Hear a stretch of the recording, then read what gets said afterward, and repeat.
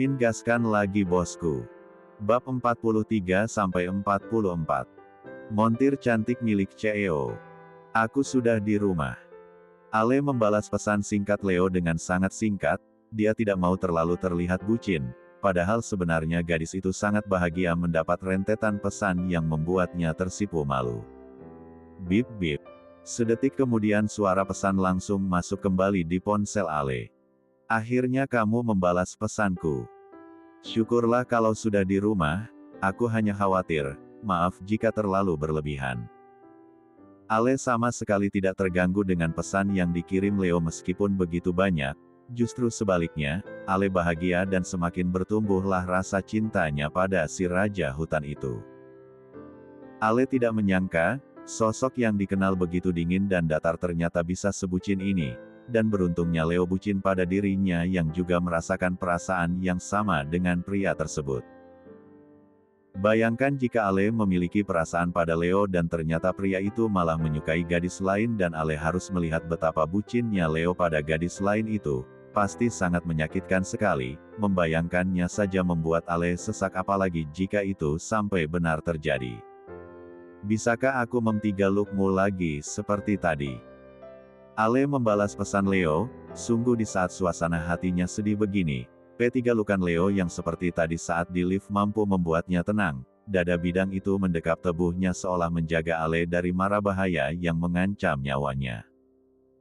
Dekapannya sungguh hangat, namun yang paling Ale ingat, harum tubuh Leo begitu menggugah dan seolah menjadi candu baginya untuk menghirup lagi dan lagi aroma mas pria itu. Drets. Ponsel Ale bergetar. Leo langsung menghubungi Ale saat pesan terakhir yang dikirim wanitanya sudah dia baca. Ternyata sambungan itu sebuah video call. Ale menggeser tombol hijau di layar ponselnya. Ale tersenyum lebar saat melihat dari balik layar ponselnya, pria itu tengah berdiri dengan posisi merentangkan kedua tangannya. Kamu sedang apa? Tanya Ale. Menunggu kamu mentigalukku. Jawab Leo dengan wajah inosennya. Ale kembali tersenyum namun kali ini ditahannya. Sayang, besok aku jemput, iya. Leo kembali melangkah menuju ponselnya yang tadi dia sandarkan di atas nakas kamar.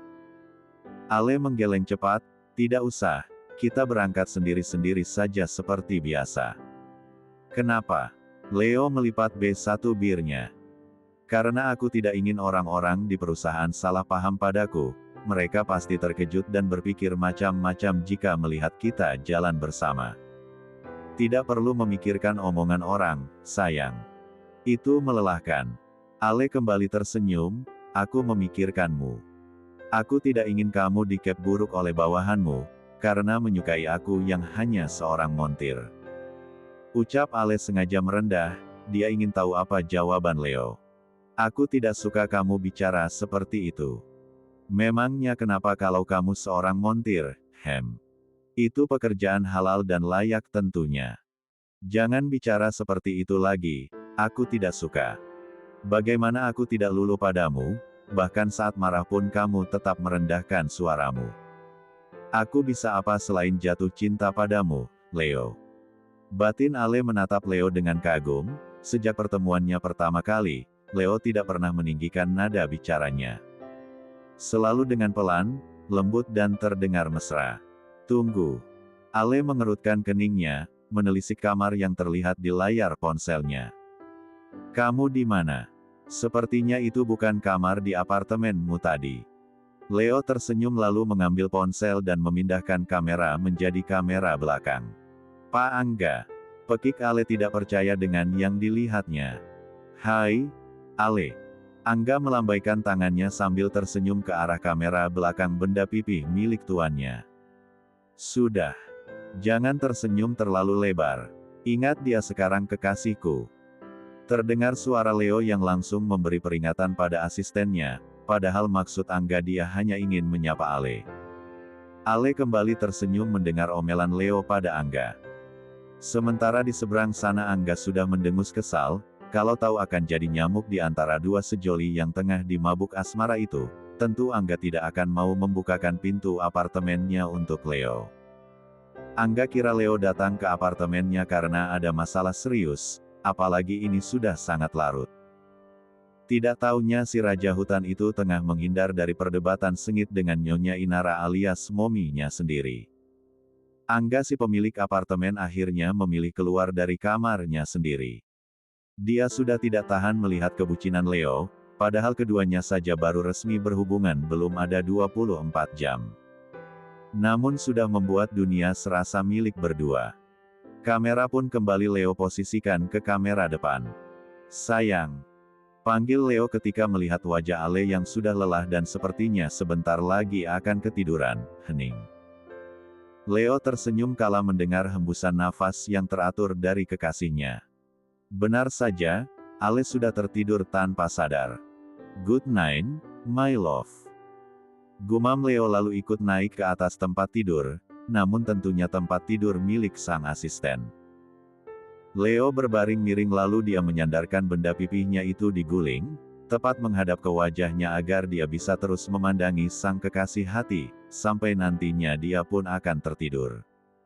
Pagi-pagi sekali Leo sudah siap menuju ke perusahaannya.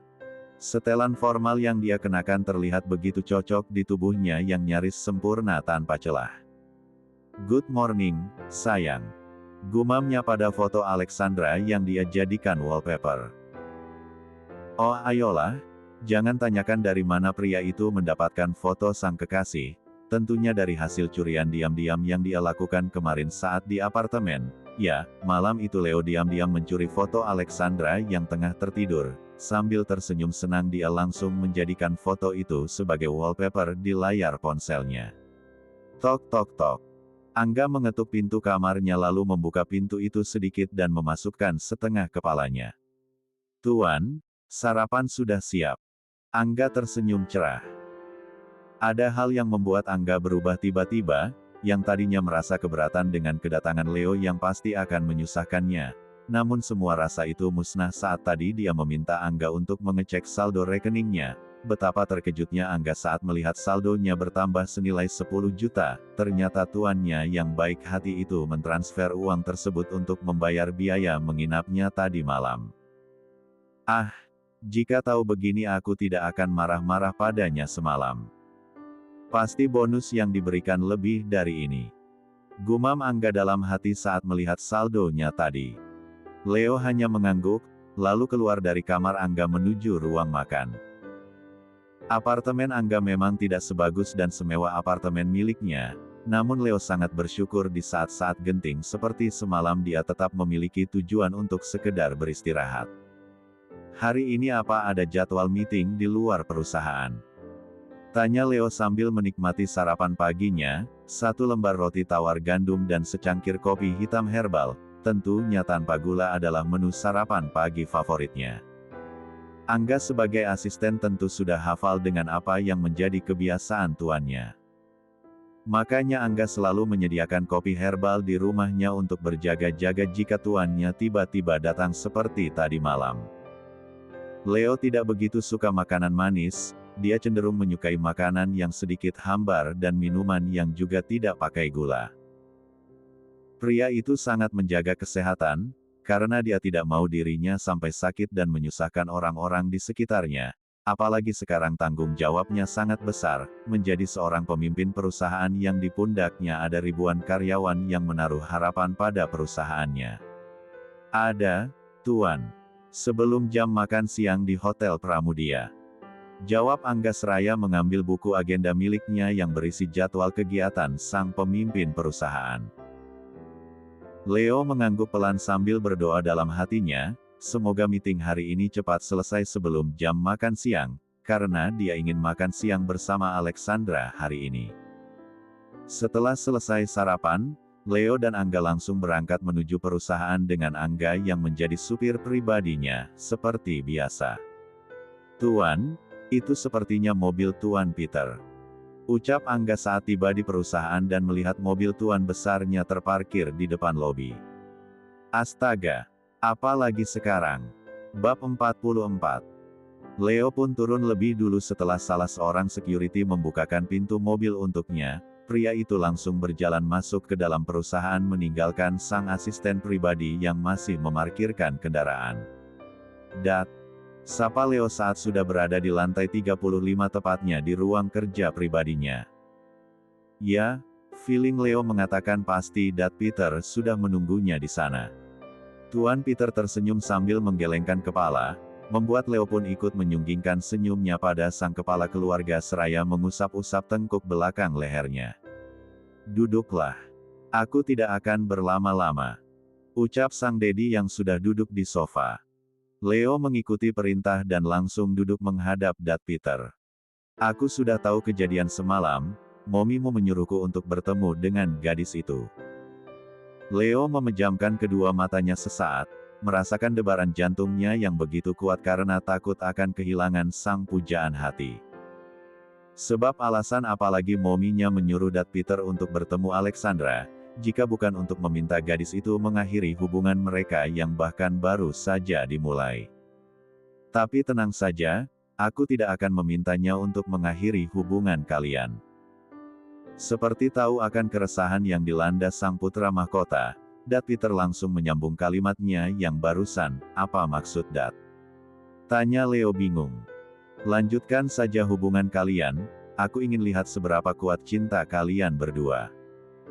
Apa kekasihmu itu akan tetap bisa bertahan denganmu, jika terus mendapatkan tekanan dari momimu yang keras kepala itu, atau dia akan menyerah karena tidak sanggup menghadapinya? Ya, sejak awal Tuan Peter memang tidak keberatan dan mempermasalahkan Leo menyukai wanita, yang kastanya jauh di bawah dengan keluarganya. Itu karena Tuan Peter yang terlahir dari keluarga Belanda tidak terlalu memusingkan hal-hal remeh seperti itu. Tidak menyangkal juga, bule-bule biasanya memang seperti itu, bukan? Mereka yang open-minded tidak memikirkan harta dan tahta, apalagi memikirkan pandangan orang mengenai harus seperti apa dan bagaimana bakal calon menantunya kelak. Yang terpenting bagi Tuan Peter hanya kebahagiaan sang putra, mengenai siapa dan bagaimana gadis tersebut, selama putranya bisa bahagia, tentu saja itu bukan masalah. Leo mengembangkan senyumnya, merasa lega ternyata Dat Peter tidak sekeras sang momi. Tapi izinkan aku bertemu dengan kekasihmu. Leo langsung mengangguk, tentu saja, aku akan membawanya kemari. Ucap Leo bersemangat seraya mengambil ponselnya yang berada di saku jas yang dia pakai.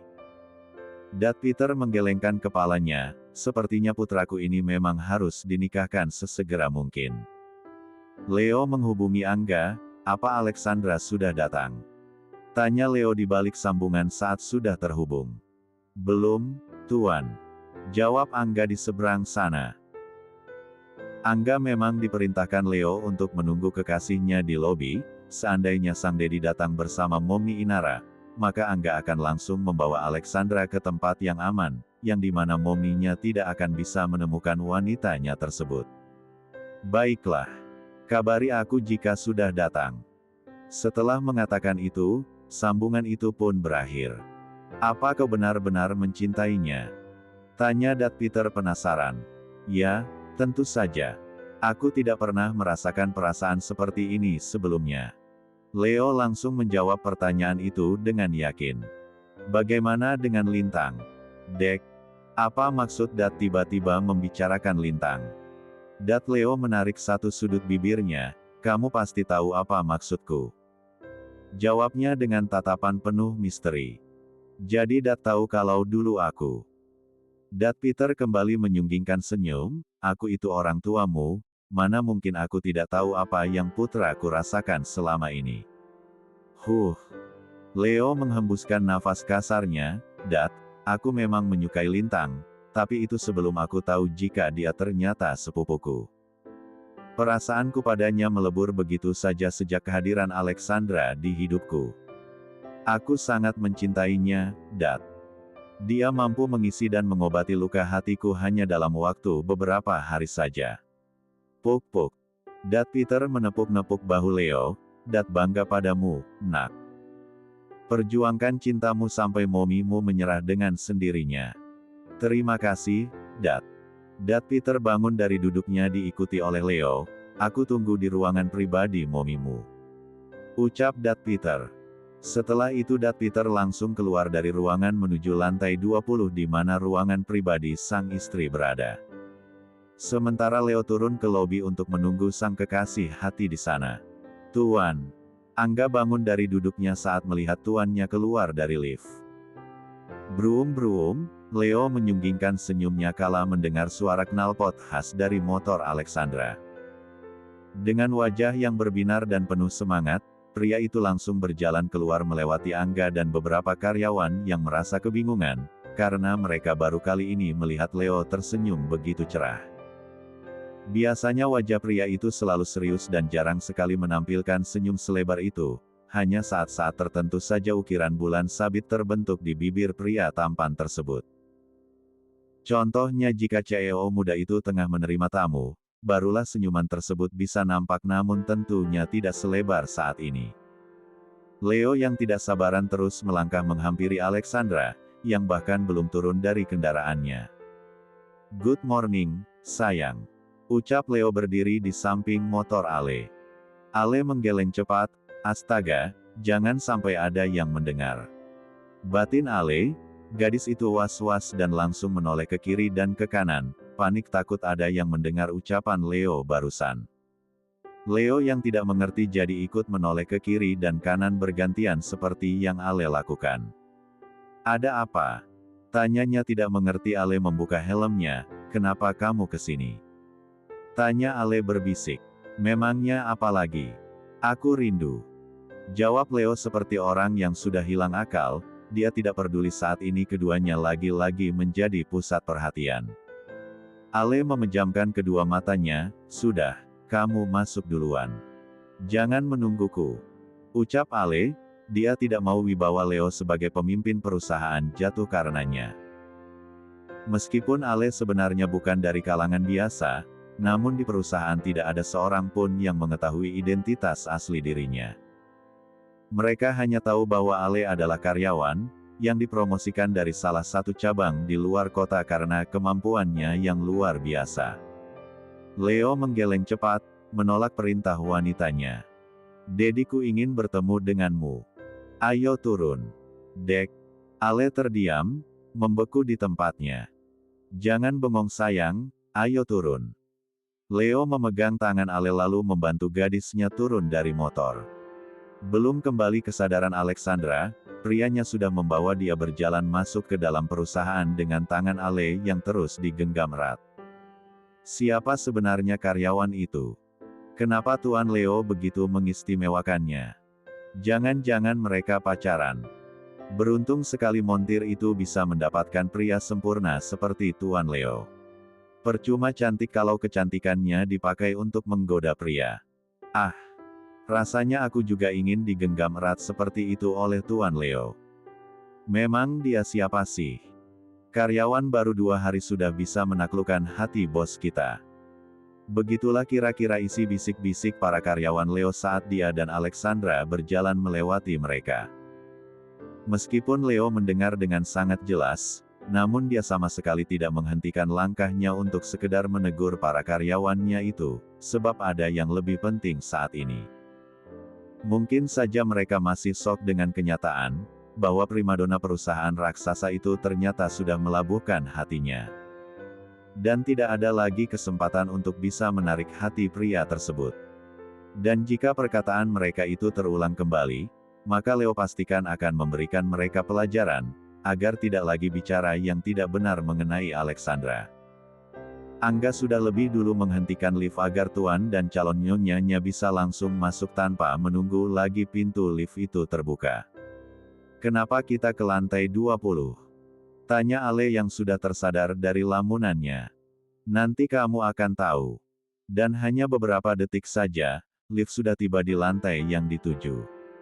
"Angga, kau lanjutkan saja pekerjaan. Minta Aleta untuk siapkan berkas meeting hari ini dan jangan sampai ada yang tertinggal." Setelah mengatakan itu, Leo pun keluar dari lift bersama dengan wanitanya. Sementara Angga langsung mengerjakan tugas yang diberikan. Ale menatap sekeliling, "Ini di mana?" Tanyanya penasaran saat melihat seluruh sudut lantai itu terasa asing, seperti bukan berada di gedung yang sama. Tok tok tok.